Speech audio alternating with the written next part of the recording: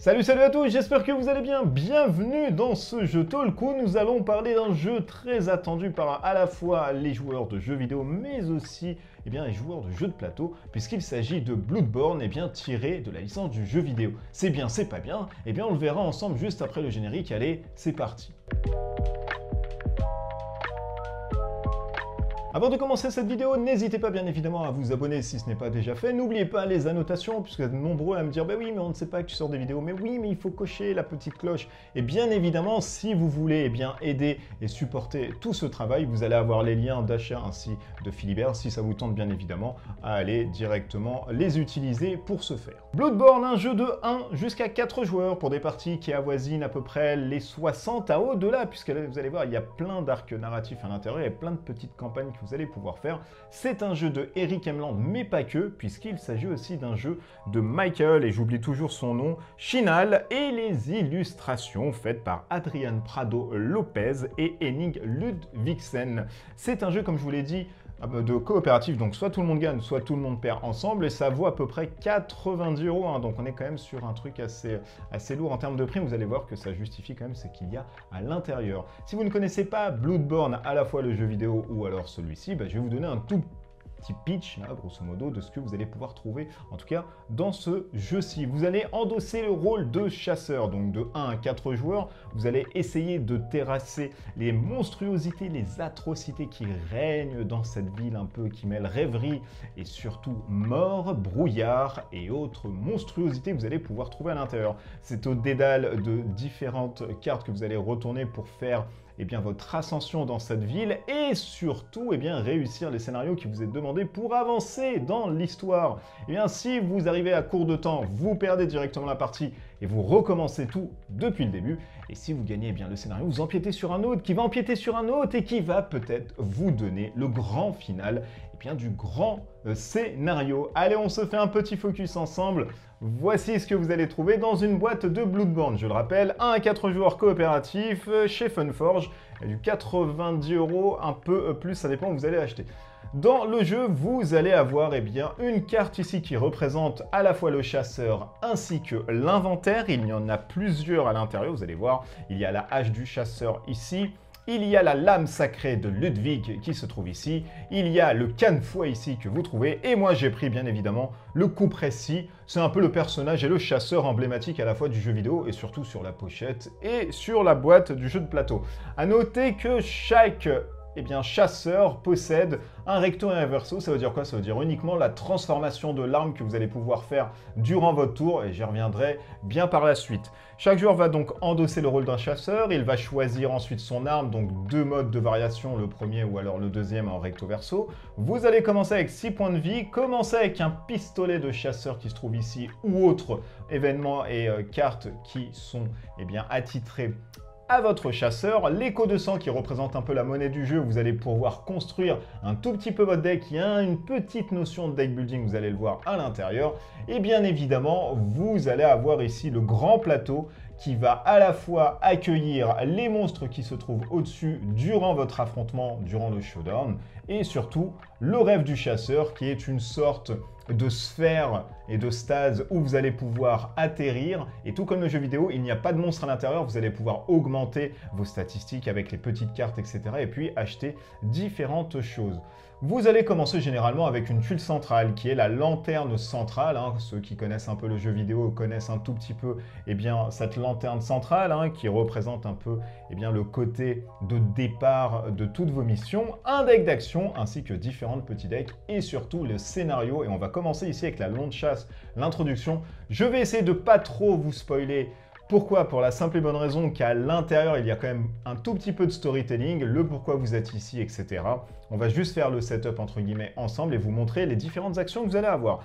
À chaque scénario s'introduit un petit événement, on va dire c'est le préambule de ce que vous faites ici, la longue chasse qui va vous dire que voilà, il y a plein de créatures dans la nuit, on ne comprend pas pourquoi il y a une maladie, etc. Je vous épargne l'ensemble, ça vous allez le lire par la suite.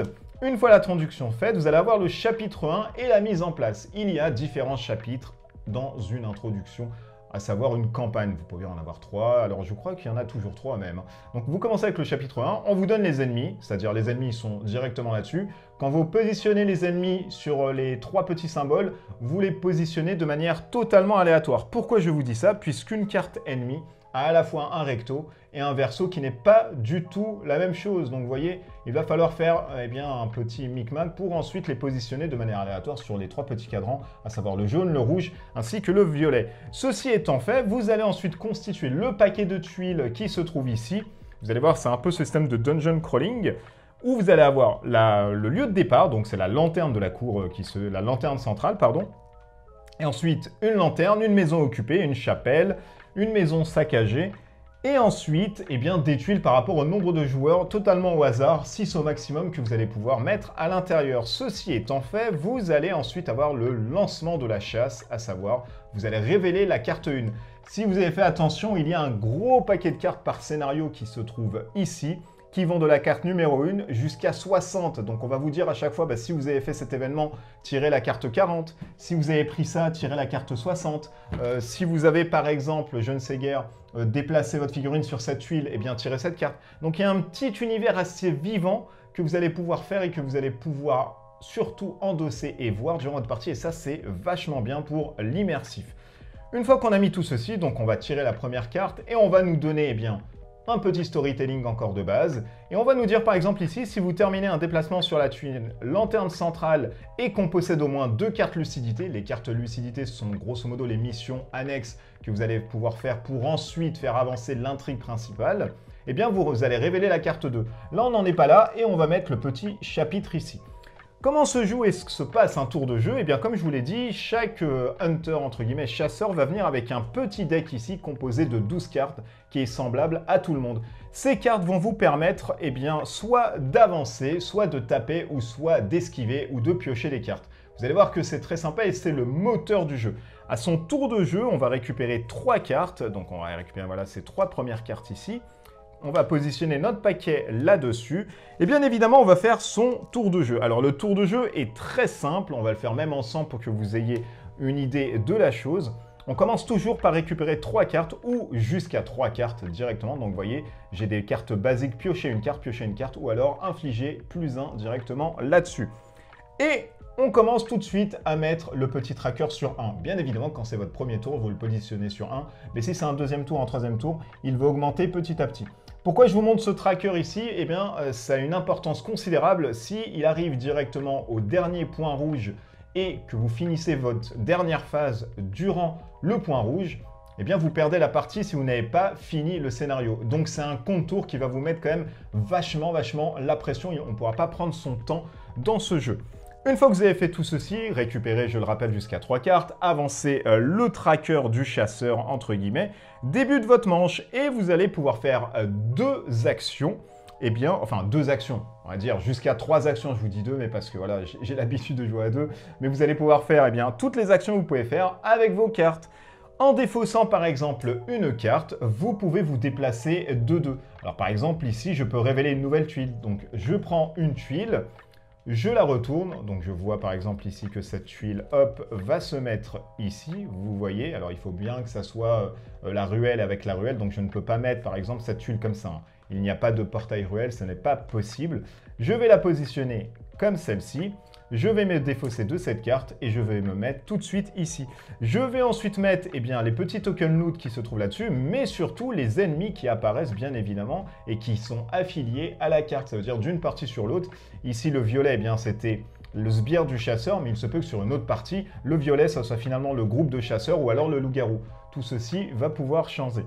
Donc ça, c'est une première action que vous pouvez faire en défaussant une carte, c'est de parcourir hop, je me remets ici pour vous donner un autre exemple. Je peux ensuite, par exemple, si je suis sur une case avec un petit token comme celui-ci, défausser une carte pour aller ensuite récupérer ce petit token qui va me donner directement un consommable qui se trouve ici. Le consommable, généralement, va vous donner des dégâts supplémentaires, du soin supplémentaire que vous allez mettre dans votre inventaire ici directement. Alors ça, c'est des consommables. Comme son nom l'indique, une fois qu'il est consommé, vous le jetez généralement. Donc on va pouvoir se déplacer, on va pouvoir interagir comme je vous l'ai montré. On va pouvoir, en défaussant une carte, c'est toujours en défaussant des cartes, donc vous voyez, vous êtes limité à 3, hein. C'est toujours en défaussant des cartes, vous allez pouvoir transformer votre arme. Et vous allez me dire, oui, mais là, ça ne sert à rien de transformer, parce qu'on peut choisir, oui, ça ne sert à rien de transformer son arme maintenant, mais vous allez voir qu'avec l'action attaquée, eh bien, c'est considérable, et ça fait aussi partie du jeu, et c'est surtout ce qui fait sa force, c'est qu'à un moment donné, quand on arrive justement, hop, à l'attaque, pour pouvoir attaquer, mesdames et messieurs, vous allez devoir mettre à chaque fois une carte sur l'un des 3 slots. Et là, vous avez compris, une fois que les cartes se mettent directement là-dessus, eh bien, vous ne pouvez plus interagir avec votre arme puisqu'il n'y a plus de slot disponible. Il va falloir défausser une carte pour permuter directement votre lame, la transformer et pour avoir de nouveau les 3 slots disponibles qui vont changer encore une fois, hein. Il ne s'agit pas là d'une permutation puisque vous voyez en coupe précis, j'ai directement 1 dégât en découpe rapide, 2 dégâts en taillade et 3 dégâts en démantèlement. Mais si je la retourne, j'ai découpe rapide 1, découpe rapide 1 ainsi que taillade 2. Donc là, je vais infliger plus de dégâts, mais mon attaque sera lente puisque là, vous avez la vitesse au-dessus. Là, on a les 3 petits symboles, ça fait 3 de vitesse, 2 de vitesse et 1 vitesse. Vous allez voir, c'est super important.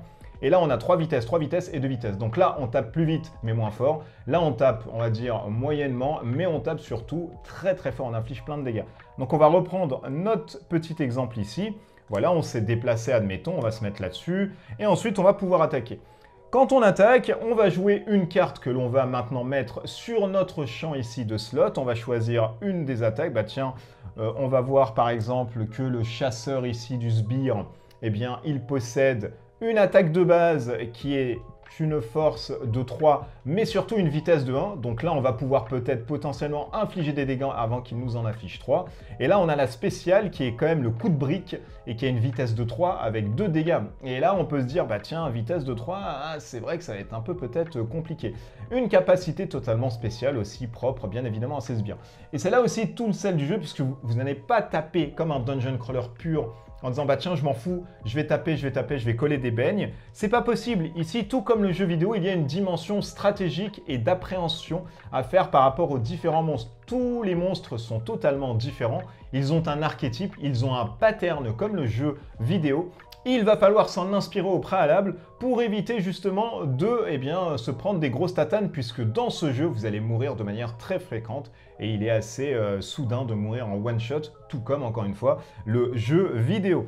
Donc par exemple ici, je peux partir directement, mais quand je pars en défaussant bien évidemment une carte, vous l'avez suivi et je pourrais me mettre ici, celui-ci va me suivre, il va me suivre de 1. Donc vous voyez, ça peut aussi donner des conseils stratégiques en disant ok les gars, alors moi je pars ici, je vous la porte et s'il y a un autre chasseur ici, lui peut venir et taper d'un coup puisqu'il a l'effet poison ou autre chose. Donc il y a une vraie dimension stratégique à jouer à plusieurs et surtout à consolider différentes classes et essayer de faire une sorte de stratégie autour d'un monstre puisque c'est comme ça que vous allez gagner à Bloodborne. Mais revenons sur notre exemple de tatane pour l'attaque. Donc on va dépenser par exemple le +1 ici pour infliger des dégâts. Je vais mettre ça en taillade. Ma taillade a une vitesse de 2. Je vais infliger normalement 2 dégâts.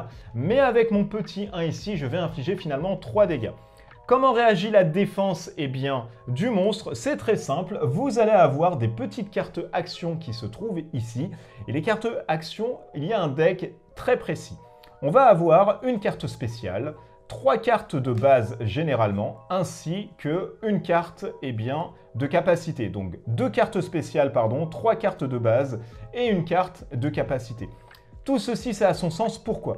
Pour la simple et bonne raison que ce deck, s'il n'est pas épuisé, il va servir à l'ensemble des monstres que vous allez avoir. Donc, si vous défaussez par exemple 2 bases, 2 spéciales, vous savez que les 2 dernières sont obligatoirement des bases ainsi qu'une capacité. Et encore une fois, on rentre dans cette dimension stratégique en se disant ok, dans le deck des ennemis, il va rester une base et une capacité. Potentiellement, cet ennemi avec la base, il a une attaque à une vitesse mais il inflige 3. Donc on sait que ça peut arriver, on va essayer de l'attaquer comme ça pour prendre l'ascendant. Et on sait que par exemple, sa capacité permet d'avoir une vitesse supplémentaire, etc. Donc on va essayer de construire un peu son attaque là-dessus et aussi par rapport à l'action des ennemis. Donc là, par exemple, pour vous donner et illustrer mon propos, on a une capacité, je l'ai attaqué, rappelez-vous, à 2 avec une force de 3. La capacité me dit que à 1 avant votre attaque, reculez le sbire du chasseur de 2 cases, puis esquivez ou subissez 3 dégâts et étourdissement. Donc vous voyez, ça vous donne aussi des choses un peu particulières. Mais on va partir du postulat où voilà, il attaque avec sa base. Il me fait sa base qui est un crochet massif, que je le rappelle est ici. Vous voyez, la base en rouge, ici ce sont ses points de vie. Et là, vu que je suis à une vitesse 2, je vais lui infliger 3 dégâts d'un coup, puisque c'est moi qui est l'ascendant, on va dire, de l'arme sur ce sbire du chasseur. S'il lui restait 3 points de vue, il meurt directement et du coup, il n'interagit même pas. Mais là, pour le coup, il lui reste quand même des points de vie et il va me coller 3 dégâts. Je vais prendre 3 dégâts ici de mes 6 et je vais les enlever directement. Et vous voyez que sur mes 6, il me reste quand même la moitié. Et potentiellement, au deuxième tour, je peux quand même mourir. Mais je peux aussi avoir envoyé une carte dans la main qui me permet de jouer encore une fois une attaque. Je pourrais faire par exemple un démantèlement à 3 qui se trouve ici. Et ensuite, on me dit de piocher une carte.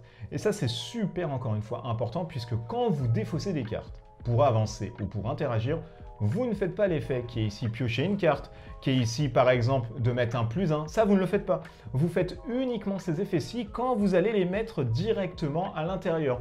Donc il y a une sorte de hand management, de gestion de main et de cartes que vous allez faire pour pouvoir attaquer et ne pas défausser des cartes en disant ok, si je défausse celle-ci, c'est super compliqué parce qu'à un moment donné, je vais en avoir besoin.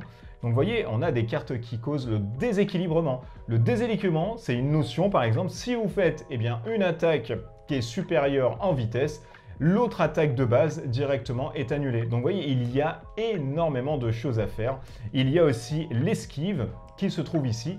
Quand un monstre vous attaque, vous avez une petite fenêtre pour pouvoir jouer une esquive. Si vous jouez une esquive, déjà l'esquive vous permet de libérer cet emplacement, vous voyez, c'est noté sur la carte, et surtout d'esquiver directement l'attaque, ce qui vous donne un moment de répit pour ensuite contre-attaquer avec par exemple une attaque que vous avez mis pour vous défendre, etc. Puisqu'il n'y a pas à proprement parler une attaque et une défense, il y a à chaque fois une attaque et une attaque en réaction où vous allez pouvoir vous taper de manière simultanée, etc. Donc je le rappelle, quand on veut attaquer, on initialise une attaque, on pose une carte, ensuite on regarde directement la valeur de vitesse ainsi que la valeur d'attaque. On va prendre une carte du deck des actions d'ennemis, on va voir sa valeur d'attaque et sa valeur de vitesse, on va confronter les deux. Si ma valeur est supérieure, j'attaque en premier. Si sa valeur est supérieure, il attaque en premier et ensuite je vais attaquer. Si c'est égalité, elles se font de manière simultanée. Effectivement, les deux peuvent mourir directement ensemble. Quand vous allez détruire un ennemi, vous allez gagner ce qu'on appelle l'écho de sang.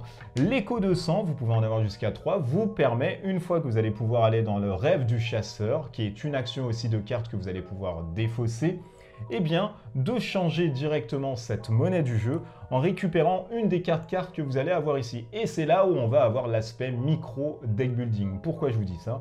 Puisque la carte que vous allez récupérer pour un écho de sang va venir directement dans votre paquet de 12 cartes, mais vous allez devoir la changer avec une des cartes qui se trouve dans votre deck. Et c'est là où vous vous dites, tiens, on va avoir toujours un deck de 12 cartes, et vous allez peut-être orienter votre gameplay sur de l'esquive, sur une riposte assez rapide, ou alors sur un maintien d'une force assez brutale qui va causer des fois des one-shots et tuer directement des monstres et des gardiens. Et ça, c'est super important, il y a une dimension super stratégique à l'intérieur, puisqu'elle vous permet vraiment d'améliorer votre gameplay et surtout de l'orienter, puisqu'au départ, vous commencez avec les mêmes cartes basiques de part et d'autre. Donc ça, c'est super aussi important.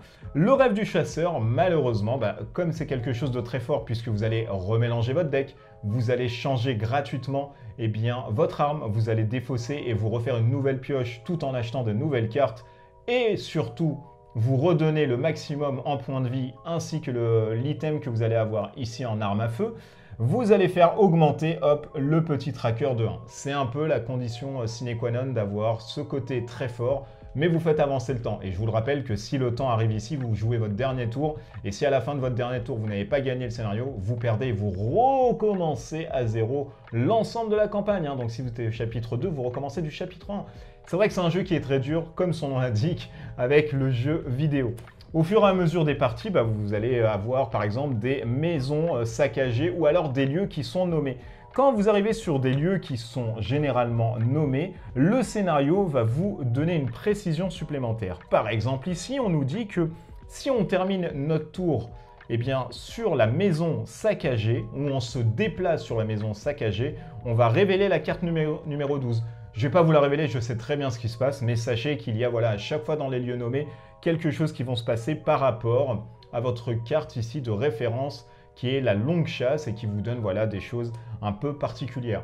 Il est très difficile de vous montrer vraiment différentes choses qui pourraient arriver pour, voilà, ne pas vous gâcher l'aventure, mais sachez qu'à chaque fois que vous allez trouver, eh bien, des icônes, ici on va mettre un nouveau, eh bien, le sbire du monstre, et là nous allons mettre directement, eh bien, le loup-garou. On va pouvoir les attirer, hop, pour se déplacer d'une case, mais lui va se déplacer de deux, etc. Ensuite, une fois que vous avez fait vos actions en déposant bien évidemment des cartes qui vous permettent d'attaquer, de bouger, d'interagir avec le plateau, de vous rendre directement dans le rêve du chasseur ou de permuter sur votre arme, vous allez ensuite faire l'activation, eh bien, du monstre. Alors l'activation du monstre, c'est très très simple. Eux, ils vont s'activer directement sur les tuiles qui sont adjacentes à où vous êtes. Ça veut dire quoi tout ceci? Eh bien, ça veut dire que si là, je suis dans cet exemple, ok?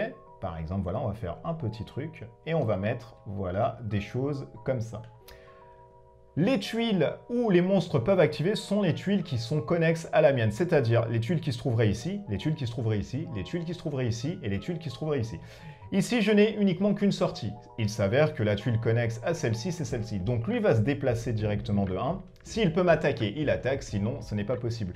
Mais celui-ci, le loup-garou, n'est pas une tuile connexe à la mienne et adjacente. Vous voyez, même en diagonale, ça ne marche pas. Du coup, il ne va pas se déplacer. Et vous allez pouvoir, eh bien, généralement, esquiver des monstres, puisque vous pouvez bien évidemment parcourir comme dans le jeu vidéo les monstres sur les cases. Il n'y a pas d'effet pour pouvoir taper. Par contre, il y a des effets. Si vous faites une interaction, vous allez avoir une attaque gratuite du monstre. Donc à vous de voir vraiment si ça vaut le coup ou pas du tout. Mais pour s'enfuir, aucun problème. Vous allez juste attirer finalement le monstre, etc. Donc il y a une force aussi de gameplay par rapport à tout ceci. Arrivé sur un point rouge, on va appeler ça, eh bien, une réinitialisation du plateau. Tout ceci, ça veut dire quoi? C'est super simple. C'est-à-dire que vous allez enlever l'ensemble des monstres sur le plateau et vous allez faire un reset. C'est-à-dire que là, vous allez remettre un monstre ici. Ici, vous allez remettre un monstre ici. Et ici, par exemple, c'est une nouvelle tuile. Je ne sais pas, tiens, je vais remettre un monstre ici. Donc vous allez refaire tout un reset et ce qui vous permet aussi de temporiser un tout petit peu quand vous arrivez bien sûr sur une tuile rouge, comme ça sur le temps et pas sur un truc grisé, donc ça ne se fait pas. Donc il y a tout un reset qui se fait et vous recommencez un nouveau tour, à savoir les actions supplémentaires par rapport à vos 3 cartes. Vous allez essayer de piocher, etc., permuter durant votre tour pour changer d'arme et taper plein de fois, puisque vous pouvez, si vous commencez votre tour ici, vous pouvez taper en fait jusqu'à 3 fois un ennemi, c'est pas un problème, sauf que lui, il va riposter aussi à côté, donc à vous de voir si c'est vraiment avantageux. Dès que vous allez mourir, puisque ce jeu-ci est doté d'une mort assez certaine, dès que vous allez mourir et passer le flambeau à gauche, entre guillemets, vous n'avez plus de points de vie, vous vous rendez directement au rêve du chasseur, sans dépenser bien évidemment des cartes ni quoi que ce soit pour vous y rendre. Là, vous allez augmenter, comme à l'accoutumée, une fois le créneau, et ensuite, vous allez pouvoir vous soigner de 6, permuter votre arme, refaire votre deck ainsi que votre défaut, c'est les cartes utilisées. Par contre, et c'est là la particularité un peu salace, c'est que tous les échos de sang que vous allez accumuler, si vous êtes mort, vous les enlevez directement et vous les perdez. Donc vous revenez ici sans dépenser. Donc à un moment donné, vous allez voir qu'il va falloir peut-être dépenser une carte pour aller faire le rêve et puis dépenser juste ces échos puisque vous êtes à 1 ou 2 PV. Donc il y a vraiment un aspect très stratégique, très puzzle game entre guillemets à l'intérieur et c'est super sympa. Et ensuite, pour revenir du rêve du chasseur sur le plateau, eh bien c'est très simple, comme dans le jeu vidéo, vous allez revenir sur un point d'une lanterne. Ça peut être la lanterne centrale ou ça peut être une autre tuile que vous avez peut-être découverte qui possède une lanterne. Donc vous revenez sur un point de lanterne, vous recommencez vos petits tours, etc. jusqu'à arriver au dénouement ou alors jusqu'à arriver à la fin du temps et que vous ne pouvez plus gagner. Et du coup, la partie malheureusement est terminé. Alors pour dézoomer, je vais vous donner mon avis sur ce Bloodborne, en commençant par les points que j'ai vraiment adoré dans ce jeu. Le tout premier étant le respect de la licence du jeu vidéo qu'on retrouve ici dans le jeu de plateau. Nombreux sont les jeux vidéo tirés de fortes licences l'importance qu'on donne à la fois dans un univers peut-être cinématographique, mais dans l'univers du jeu de plateau qui sont pas tellement représentés, ou alors mal représentés, ou alors qui sont totalement déstructurés. Et j'avais une petite rétention là-dedans en me disant, bah tiens, il y a eu déjà Sony avec God of War et ce système de pseudo deck building, le jeu de cartes. C'était pas foufou chez Cool Mini Aeronaut, c'était sympa mais c'était pas fou. Et sur Bloodborne, j'avoue, j'avais des petites réticences, notamment comme Demon's Souls, où je m'attendais peut-être à un truc un peu plus frivole, et c'était un peu moins bien. Et bien là, forcément, ça rentre très bien dedans. On a tout ce qui a fait vraiment le succès du jeu vidéo. Alors bien évidemment, on ne va pas pouvoir permuter ses armes, etc., les aiguiser, rajouter des DPS, ce n'est pas possible.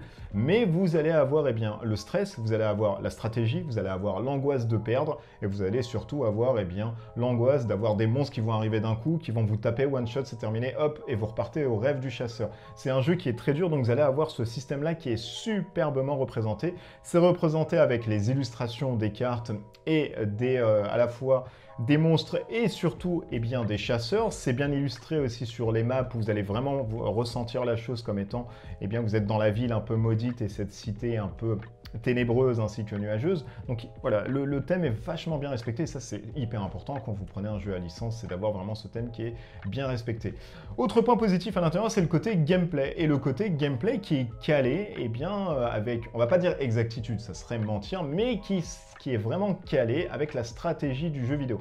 Quand vous jouez aux jeux vidéo, généralement, Bloodborne, j'entends pas le jeu vidéo en général, quand vous jouez aux jeux vidéo Bloodborne, vous devez logiquement faire une sorte de compétence au niveau de la manette pour essayer d'avoir un timing sur la bonne esquive. Là, vous allez porter les stockades. Là, vous allez vous soigner, récupérer une potion, etc. Là, vous allez fuir. Vous allez l'emporter là-bas pour que le monstre vous suive et taper un peu plus fort.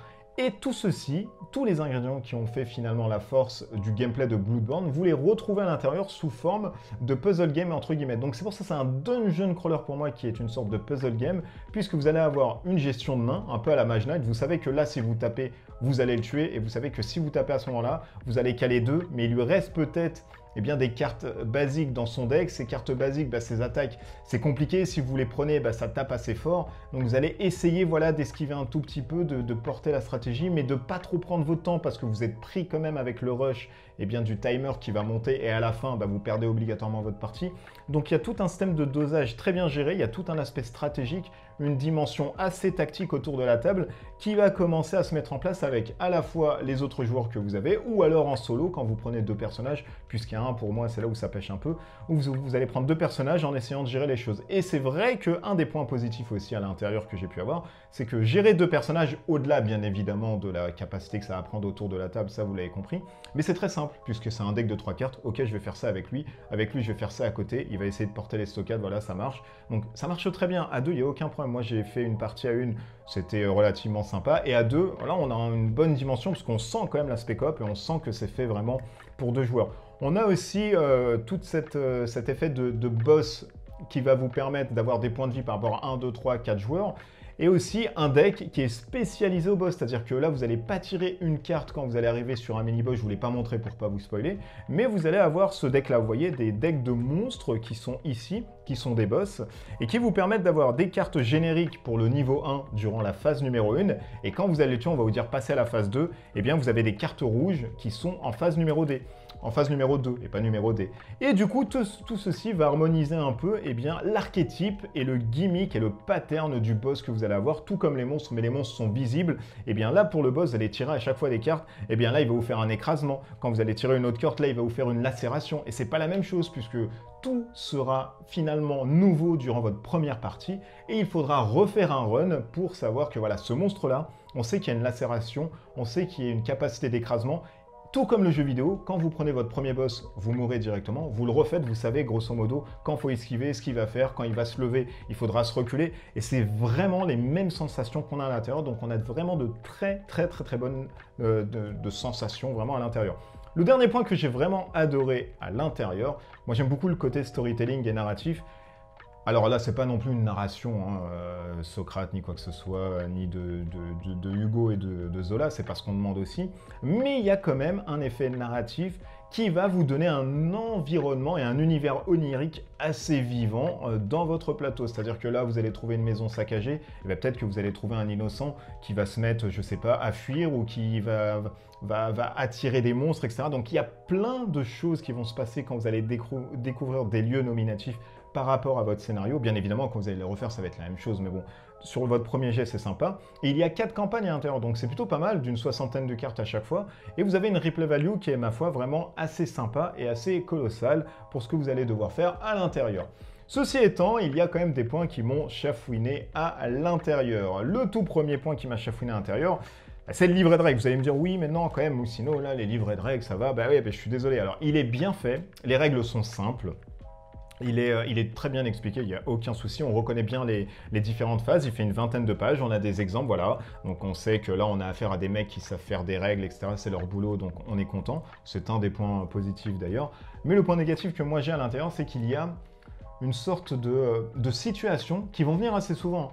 Et les situations, ça va être du genre, voilà, j'ai fait ça, le monstre fait ça, mais à un moment donné, qui a raison et qui a la priorité? Et ça, c'est pas dit dans le livret de règles, donc on est un peu en train de faire ça tomber en disant, ok, donc c'est comme ça, machin. Alors le livret, entre guillemets, se dénoue en se disant, voilà, si vous avez une situation qui n'apparaît pas dans le livret de règles, vous prenez la plus pire. Ouais, mais non, mais ça, c'est pas non plus quelque chose à faire. À un moment donné, quand il y a un truc où on peut avoir raison, on va pas prendre la pire parce que ça fait, voilà. Donc c'est dommage, il faudra aller glaner sur Internet, il faudra aller glaner sur la FAQ, il faudra aller glaner sur les forums de type Board Game Geek, Trick Track, etc. pour essayer de glaner le moindre petite info ou sur des groupes Facebook pour se dire, bah voilà, moi j'ai cette situation, je fais quoi à l'intérieur? Et on aurait aimé avoir par exemple à la fin un petit listing de FAQ, bah, si vous arrivez à ça, vous faites ça, si vous arrivez à ça, vous faites ça. Parce que c'est quand même des situations qui se passent réellement, hein. Moi sur quand même les 10 heures de jeu, j'ai eu des fois des mêmes situations d'une partie sur l'autre en me disant, bah voilà, je me retrouve avec encore le même truc, que dois-je faire? Malheureusement, ça couvre pas à l'intérieur. Donc voilà, un petit défaut là-dessus qui brouille un tout petit peu la sensation et qui casse un peu votre rythme comme ça frénétique. L'autre point qui m'a un peu dérangé là-dessus, c'est que c'est un jeu qui est très dur au premier, hein. Vous n'allez pas gagner comme ça d'un coup. Alors certains vont me dire, oui, mais ça, c'est pas un point négatif. Ouais, mais à un moment donné, quand voilà, vos premières parties, vous vous faites taper d'un coup et salut, vous recommencez, c'est un peu compliqué. Et ce qui me gêne, moi, à l'intérieur, et d'ailleurs, je trouve ça dommage, d'un chapitre sur l'autre, si vous perdez la partie au premier chapitre, vous recommencez du premier chapitre. C'est tout à fait normal, il n'y a aucun problème, on ne va pas passer du chapitre 2. Par contre, si vous perdez au chapitre 2, vous recommencez le chapitre 1 et vous refaites chapitre 1, chapitre 2. Là, franchement, c'est totalement dur. Faut arrêter quand même d'imposer des trucs comme ça. Je pense que très majoritairement, l'ensemble des joueurs ne recommencent pas un truc comme ça, ou alors c'est vraiment des hardcore gamers dans l'âme et ils jouent en mode Iron Man. Mais je pense que tout le monde, et moi y compris, hein, durant mes 10 heures de jeu, je me suis pas retapé le chapitre 1 que je venais de finir et où j'ai sué déjà à finir. Je me suis retapé juste le début du chapitre 2. C'était plus simple pour moi parce que voilà, la mise en place, je me prenais pas la tête. Et puis le deck évolue en même temps parce que le deck évolue. Vous repartez pas sur un truc de 12 cartes. Donc les 12 cartes sont à peu près les mêmes. Donc vous n'allez pas vous faire chier à reprendre un starter de 12, essayer de re-augmenter. Ça sert à rien. Vous repartez sur un truc et puis c'est terminé. Chapitre 2 avec les cartes de base et puis ça en est marre, quoi. Mais voilà, ça je pense qu'ils ont voulu faire la difficulté de Bloodborne. Mais là c'est mal géré puisque tout recommencer c'est trop fort. Chapitre 3, vous êtes à la fin du boss, il vous reste que lui à défoncer pour gagner entre guillemets la campagne. Ah non, et vous recommencez tout à zéro parce que bah voilà, il vous a calé un truc, c'est la carte qui sortait. Vous refaites chapitre 1, 2 et 3. À un moment donné les gars, calmos un peu sur la difficulté, le jeu est assez dur comme ça, donc voilà. Moi, je vous donne un peu ce côté, voilà, recommencer à partir du chapitre où vous avez perdu, c'est très bien, et personne ne viendra vous mettre un couteau sur la gorge en disant « Ah, tu recommences, chapitre 1 !» C'est pas possible, vas-y, tu vas nous tout refaire, ça suffit. Et le dernier point négatif que j'ai ici trouvé, eh bien, ma foi, c'est ce côté timer. Alors, le timer, c'est bien et pas bien. Moi, ici, je trouve que c'est pas trop bien. Pourquoi? Alors, je vais vous donner pourquoi ça m'a chafouiné. À un moment donné du jeu, vous êtes confronté à des monstres qui vont vous encercler, etc. Et vous êtes déjà préoccupé à taper les monstres. Vous allez me dire, bah oui, mais c'est de ta faute, démerde-toi, comment tu veux faire et machin, c'est ton problème, il faut bien jouer. Alors je vous dis, oui, certes, mais à un moment donné, quand vous avez quand même des trucs et les astres qui se mettent en amont pour vous donner bien des trucs qui ne vont pas et vous taper dessus, à force est de constater que là, le timer va faire monter, vous essayez de vous décapotouiller un tout petit peu, il vous faut des cartes de mission annexes, vous allez essayer de les faire, bah c'est compliqué, c'est terminé, vous perdez juste avec le timer. Voilà, moi je trouve que le timer ici va tuer un tout petit peu l'effet du jeu vidéo, parce que dans le jeu vidéo en soi on n'a pas vraiment un timer, hein. On essaye de prendre son temps, de voir un peu quand attaquer, etc. Et c'est vrai que ce problème-là, on le retrouve ici, puisque là on est confronté à un timer. Si on veut vraiment prendre son temps pour faire une certaine stratégie, et du coup mettre en amont une petite stratégie autour d'un monstre, et force est de constater que ça va prendre du temps, le timer va avancer, et c'est un peu compliqué, parce que du coup on va pas tellement prendre son temps. Et c'est dommage de nous avoir instauré une sorte de timer. Alors, pourquoi pas un timer, je sais pas, sur une carte où voilà, vous retournez, il y a une croix, vous faites pas avancer ce tour-ci, et si vous allez dans le rêve, vous faites avancer, donc ça, il n'y a aucun problème, ça marche bien. Mais faire avancer tout le temps, enfin voilà, c'est très très très dur et ça vous met vraiment un rythme comme ça frénétique. Et à la fois sur la difficulté du jeu, à la fois avec les monstres qui vont vous taper dessus, à la fois avec la sortie des cartes qui vont voilà, peut-être vous mettre un peu la tête sous l'eau, vous êtes confronté aussi au timer. Donc ça fait quand même encore une fois une rehausse de la difficulté qui vient un peu vous prendre un peu sur la gorge. Mais on comprend très bien qu'ils ont mis ce timer pour pas trop prendre son temps aussi, comme dans le jeu vidéo où on vous dit toi, vous n'allez pas passer non plus 20 ans, il faut vous mettre un truc. Mais je pense que là, voilà, il y a un petit truc qui est un peu mal géré parce que c'est... Des fois, on peut gagner encore sur 2 ou 3 tours, mais on ne sait pas comment vraiment faire l'ascendant là-dessus parce que c'est super compliqué. Mon avis finalement là-dessus, est-ce que c'est un bon jeu? Est-ce que mes 10 heures de jeu là-dessus ont été bonnes ou pas du tout? Franchement, moi je m'attendais à, quand je l'ai demandé à Funforge, je me suis dit, oh là là, j'ai vraiment peur d'avoir un truc vraiment pas bien et de me faire encore une fois, voilà, force à jouer à un truc et je me dis, ah bah, c'est dommage, ils ont encore niqué comme God of War la licence. Non, franchement, ici, ça tourne bien. J'ai beaucoup aimé ce côté puzzle game stratégie, dungeon crawler.